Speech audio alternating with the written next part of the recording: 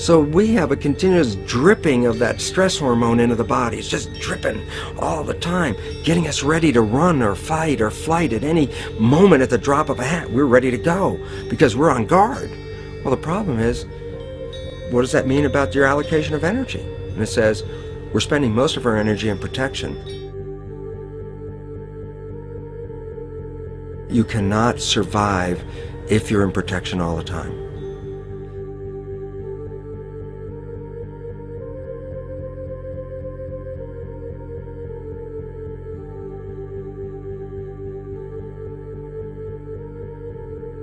And if the parasite can control the nature of the fear, it can then create a fear among us that only it can defend us against.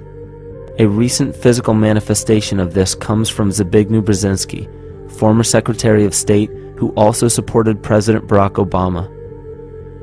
In his book, The Grand Chessboard, he states, as America becomes an increasingly multicultural society, it may find it more difficult to fashion a consensus of foreign policy issues, except in the circumstance of a truly massive and widely perceived direct external threat.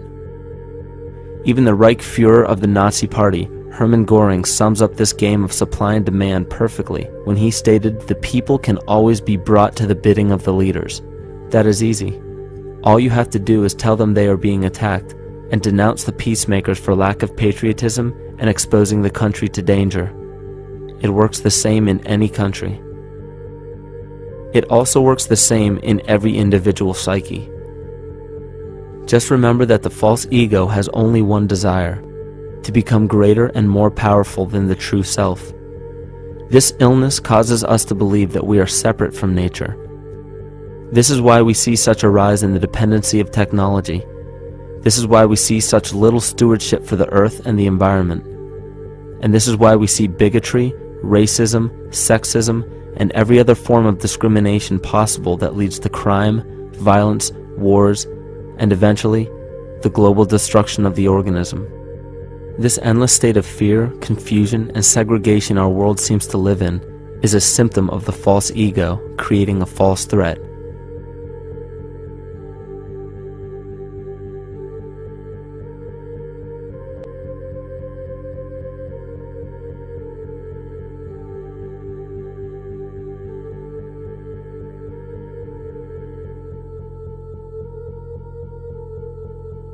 Many of the United States presidents have blood relations with each other. The Bush lineage has blood ties to a great number of former presidents. George Washington, Millard Fillmore, Franklin Pierce, Abraham Lincoln, Ulysses Grant, Rutherford Hayes, James Garfield, Grover Cleveland, Teddy Roosevelt, William Taft, Calvin Coolidge, Herbert Hoover, Franklin Roosevelt, Richard Nixon, and Gerald Ford. Michael Tsarion points out in his work that Bush is closely related to every European monarch on and off the throne, and has kinship with every member of Britain's royal family. Bush's family tree can be documented as far back as the early 15th century. He has a direct descent from Henry III and from Henry VIII's sister Mary Tudor. He is also descended from Charles II of England. And we also find that George W. Bush is a direct descendant of Godfrey de Bouillon. Godfrey was the first king of Jerusalem after he recaptured it from the Saracens, which was the name for the Islamic faith during the Middle Ages. It is interesting to note that the current occupation of the United States in the Middle East was re-established by the same family, George Bush Sr. in 1991, and again by George Bush Jr. in 2003. George Bush Jr. is then found to be a cousin to both opposing candidates of his 2 terms in office, Al Gore and John Kerry. Democratic President Barack Obama also has blood ties with George W. Bush, as well as Gerald Ford, Lyndon Johnson, Harry Truman, James Madison, and the British Prime Minister Sir Winston Churchill. On the opposing side of the 2008 presidential ballot, John McCain is descended from Robert the Bruce, King William I of Scotland, and also Godfrey de Bouillon.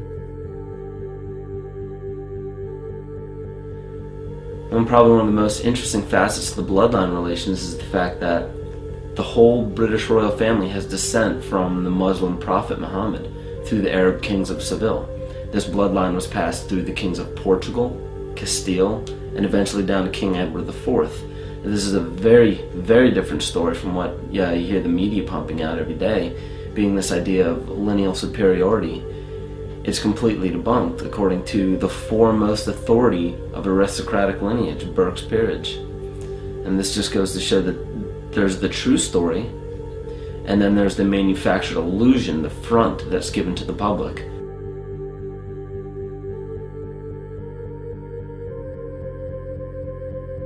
These blood ties go on and are documented thoroughly through literature such as Burke's Peerage and other comparable books. The point of all of this is that we find not just the same people, but the same intent within the people who have held high positions of monarchy, dynasty, aristocracy, and democracy in the past and present, and they are all related by a physical and symbolic link. This bloodline carries the symbol of our illness.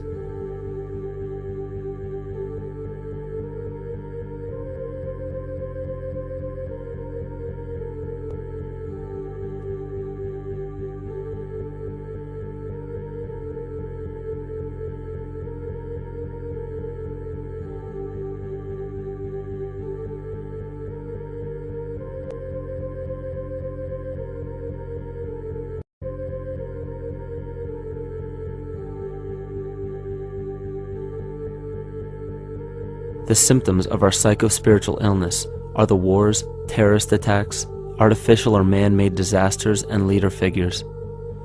As long as the people remain oblivious to their inner drives and inner nature, they will always fail to recognize why these events take place and why these figures rise to such powerful positions.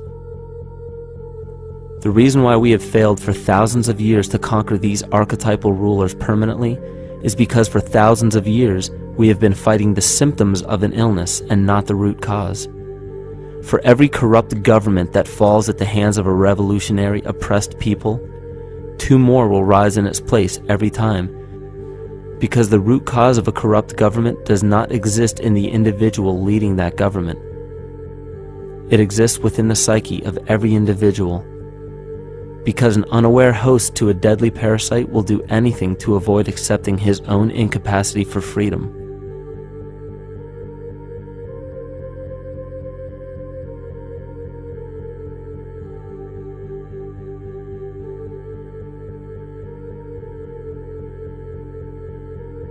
We are so bereft of sanity in this world that those few who simply stop projecting onto others and begin facing their own demons are seen as neurotic. An article written in the 1950s states that studies showed that individuals who had been isolated from their familiar social and cultural environment became neurotic. This shows that when those individuals had no object to identify their darker emotions with, they began to see these things in themselves, that which they refused to recognize before, and were unaware of why they appeared and how to cope. Facing our true inner self is virtually unknown in our world today. This is why no matter how many civilizations rise and fall, it is our collective consciousness that creates our governing apparatus, not individual people.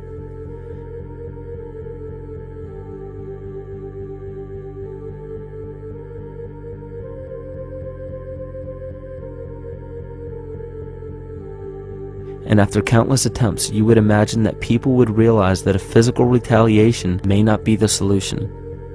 Yet here we are, thousands of years later, with technology that can clone DNA, vehicles that can break the sound barrier and probe the depths of space, and science that can overcome almost any sickness. Yet we still fail to take notice to the importance of thoughts and consciousness. This is the very definition of insanity.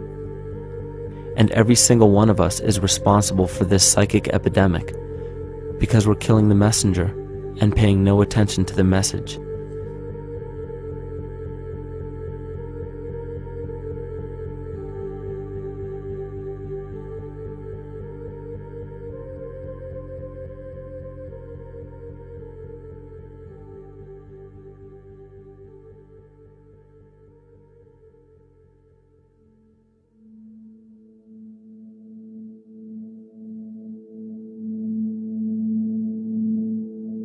During the 1990s, 3 Nobel laureates in medicine advanced research that revealed the primary function of DNA lies not in protein synthesis as widely believed for the past century, but in electromagnetic energy reception and transmission. Less than 3% of DNA's function involves protein manufacture. More than 90% functions in the realm of bioacoustic and bioelectric signaling. So why is it important to know that DNA functions in bioelectric signaling?